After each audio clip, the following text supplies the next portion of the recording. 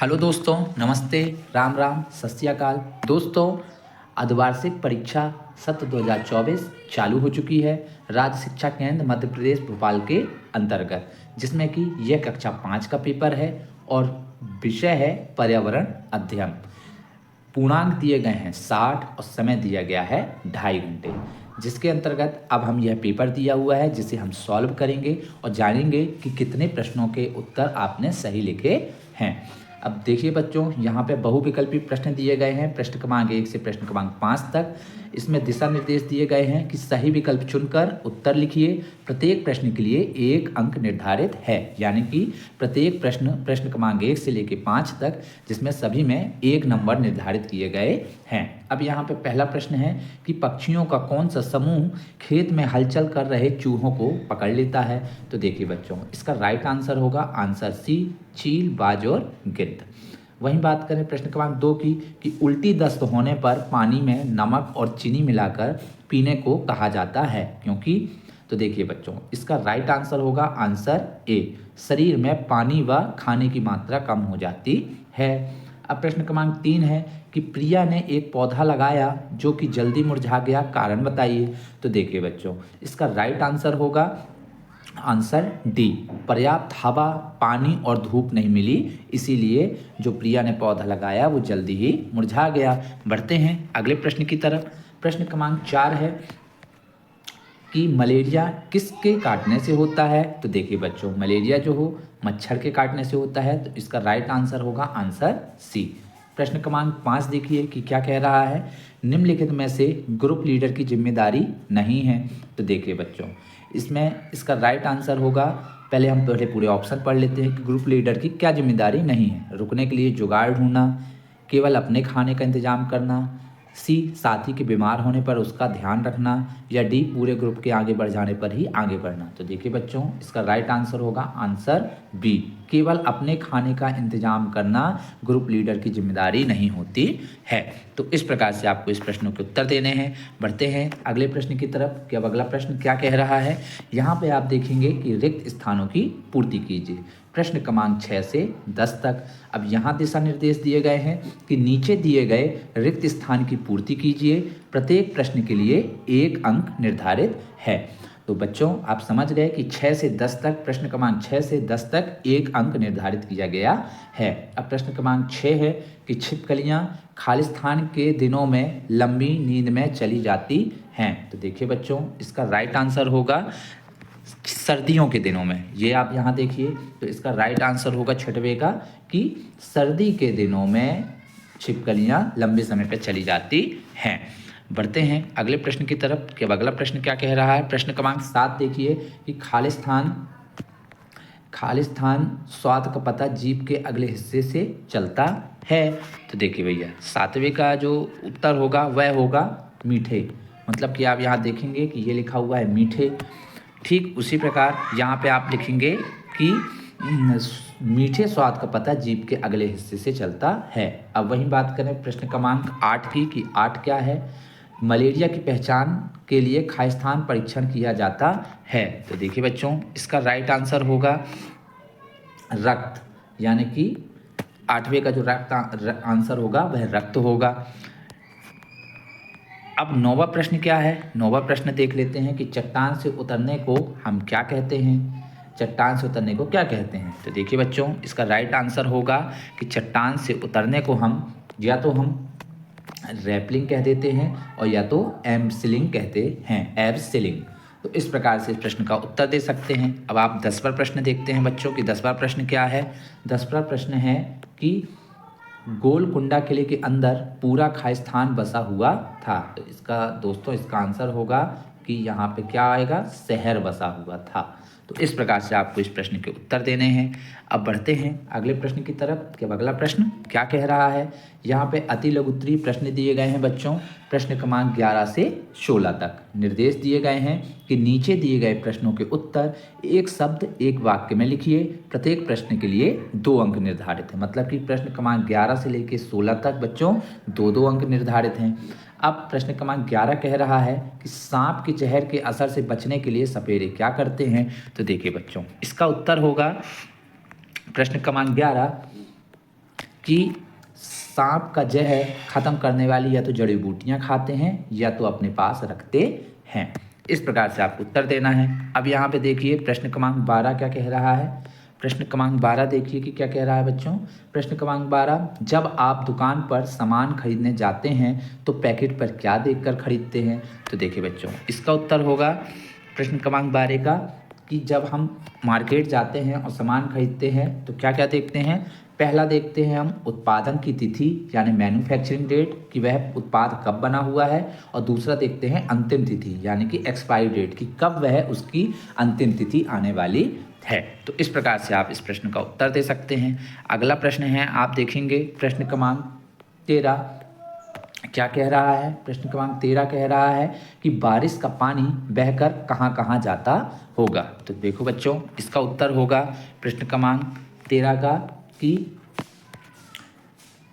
तालाबों में, नदियों में, झरनों में और ज़मीन के अंदर जाता है। तो इस प्रकार से आप इस प्रश्न का उत्तर दे सकते हैं। अब प्रश्न क्रमांक 14 हम देख लेते हैं कि प्रश्न क्रमांक 14 क्या कह रहा है।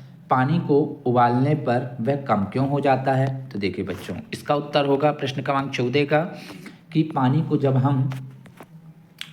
जब हम उबालते हैं तो कुछ पानी भाप बनकर उड़ने लगता है, इसीलिए पानी को उबालने पर पानी कम हो जाता है। पढ़ते हैं अगले प्रश्न की तरफ कि अगला प्रश्न क्या कह रहा है। प्रश्न क्रमांक 15 देखिए कि क्या कह रहा है। यदि आपकी बस ट्रैफिक जाम में फंसी है तो वहाँ पर आप कितने प्रकार के प्रदूषण को महसूस करेंगे। देखिए बच्चों, इस प्रश्न का उत्तर है कि प्रश्न क्रमांक 15 कि ट्रैफिक जाम में फंसने पर हम ध्वनि प्रदूषण तथा वायु प्रदूषण 2 प्रकार का प्रदूषण महसूस करेंगे। तो इस प्रकार से आपको इस प्रश्न का उत्तर देना है। दोस्तों, अगर आपने अभी हमारे चैनल को सब्सक्राइब नहीं किया है तो फटाफट चैनल को सब्सक्राइब कर दीजिए ताकि आने वाले आगे के भी एग्ज़ाम की वीडियो हम आप तक जल्दी से ही पहुंचा सकें। अगला प्रश्न है बच्चों कि अगर आप सड़कों पर इसी तरह वाहनों की संख्या लगाकर बढ़ती रही तो क्या प्रमुख समस्या हो सकती है। तो देखिए बच्चों, इसका उत्तर होगा प्रश्न क्रमांक 16 का कि वाहनों की संख्या बढ़ने से ट्रैफिक की समस्या, वायु प्रदूषण की समस्या तथा पेट्रोल डीजल की कमी की समस्या हो जाएगी। बढ़ते हैं अगले प्रश्न की तरफ। प्रश्न क्रमांक 17 क्या कह रहा है। अब यहाँ पे आप देखिए कि यहाँ दिया है लघु उत्तरीय प्रश्न। प्रश्न क्रमांक 17 से 22 दिशा निर्देश दिए गए हैं कि दिए गए प्रश्नों के उत्तर 30-40 शब्दों में लिखिए। प्रत्येक प्रश्न के लिए 3 अंक निर्धारित किए गए हैं, यानी कि 17 से लेके 22 तक 3 अंक निर्धारित किए गए हैं। अब प्रश्न क्रमांक 17 है, क्या बोल रहा है प्रश्न क्रमांक 17 कि मच्छरों को अंधेरे में भी आपके होने का पता कैसे चलता है। तो देखिए बच्चों, इसका उत्तर होगा प्रश्न क्रमांक 17 कि जो मच्छर होते हैं वो हमारे शरीर की पसीने की गंध व पैरों की तलवों की गंध से हमें अंधेरे में भी ढूंढ लेते हैं। तो इस प्रकार से आपको इस प्रश्न का उत्तर दिखना है। अब अगला प्रश्न है बच्चों कि प्रश्न क्रमांक 18 कि बीज के अंदर क्या होता है। तो देखिए बच्चों, इसका उत्तर होगा कि बीज के अंदर एक भ्रूण होता है जो छोटा सा, जो कि एक नन्हा पौधा का रूप ले लेता है। इस प्रकार से आपको इस प्रश्न का उत्तर लिखना है। प्रश्न क्रमांक 19 क्या कह रहा है, आइए हम थोड़ा उस पर देख लेते हैं। प्रश्न क्रमांक 19 है कि बावड़ियों को सीढ़ीदार क्यों बनाया जाता है। तो देखिए बच्चों, इसका उत्तर होगा प्रश्न क्रमांक 19 का कि बावड़ियों में पानी तक पहुंचने के लिए सीढ़ियों का इस्तेमाल किया जाता है, इसलिए उन्हें सीढ़ीदार बनाया जाता है। प्रश्न क्रमांक 20 है कि नमक कैसे बनाया जाता है। आप ये देखिए कि प्रश्न नमक कैसे बनाया जाता है। तो इसका बच्चों उत्तर होगा कि सबसे पहले समुद्र के पानी को इकट्ठा किया जाता है और जब पानी सूरज की गर्मी से वाष्प में परिवर्तित होता है तब नमक का निर्माण होता है। तो इस प्रकार से आप इस प्रश्न का उत्तर दे सकते हैं बच्चों। पढ़ते हैं प्रश्न क्रमांक 21 कि क्या कह रहा है। प्रश्न क्रमांक 21 है कि उन चीज़ों के नाम लिखिए जो हमें अतीत के बारे में जानने में मदद करती हैं। तो देखिए बच्चों, इसका उत्तर होगा कि मिट्टी के बर्तन, मिट्टी के बर्तन, सिक्के, मुद्रण, औजार, आभूषण, भोजपत्र, ताड़पत्र, शिलालेख और जीवाश्म, ये सभी क्या करते हैं,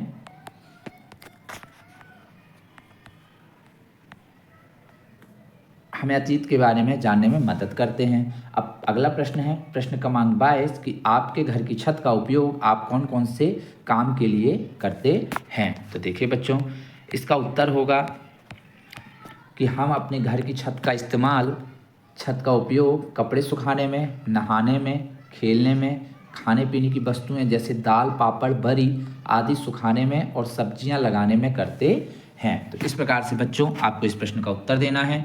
बढ़ते हैं, अगला प्रश्न क्या कह रहा है, प्रश्न क्रमांक 23। प्रश्न क्रमांक 23 कह रहा है कि लोग कहते हैं कि खाना धीरे धीरे खाओ, ठीक से चबाओ, खाना अच्छे से पचेगा, ऐसा क्यों कहते हैं। तो देखिए बच्चों, इसका उत्तर होगा कि भोजन को जब हम ठीक से चबा चबा कर खाते हैं तो भोजन में लार अच्छी तरह से मिल जाती है, जिससे भोजन आसानी से पच जाता है।